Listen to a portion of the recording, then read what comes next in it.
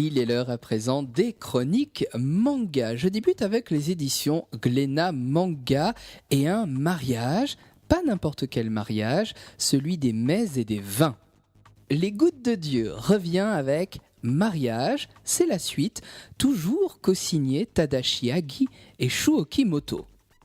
Après 44 volumes et une renommée non démentie, les auteurs rempilent en dévoilant un angle essentiel, celui du mariage parfait d'une table, les plats et les vins. Le dessin est toujours impeccable, la narration et la psychologie des personnages sont toujours aussi soignées. On entre sans surprise et avec grand plaisir dans ce nouveau volet.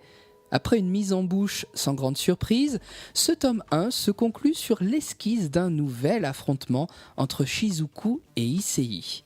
C'est sorti le 7 septembre dernier chez Glénat, à déguster sans modération, à la vôtre.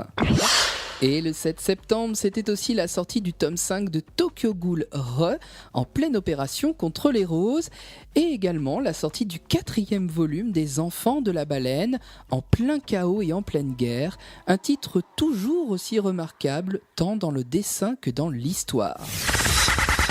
Le personnage de Marie-Antoinette fascine tout particulièrement les Japonais.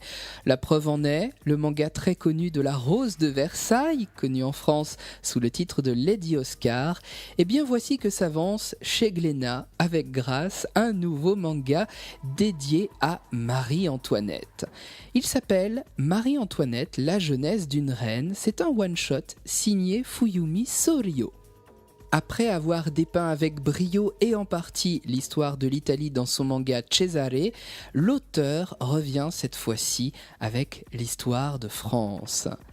Son manga met en lumière la naïveté et la jeunesse d'Antonia, archiduchesse d'Autriche, mais aussi celle de Louis-Auguste, dauphin de France.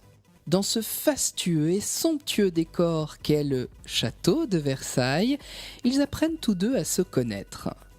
Ce premier axe de lecture est traité avec la subtilité qu'on connaît à l'auteur et un parfum de romance s'en dégage.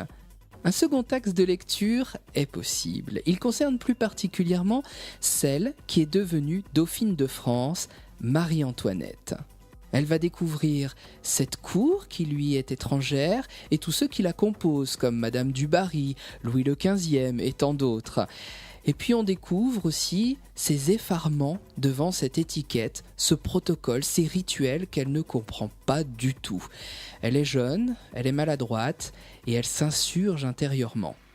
Malgré certaines libertés prises avec la réalité, ce manga est d'une délicieuse finesse, tant dans la restitution des costumes, dans l'architecture, dans les décors, mais aussi dans la restitution du langage employé par les personnages.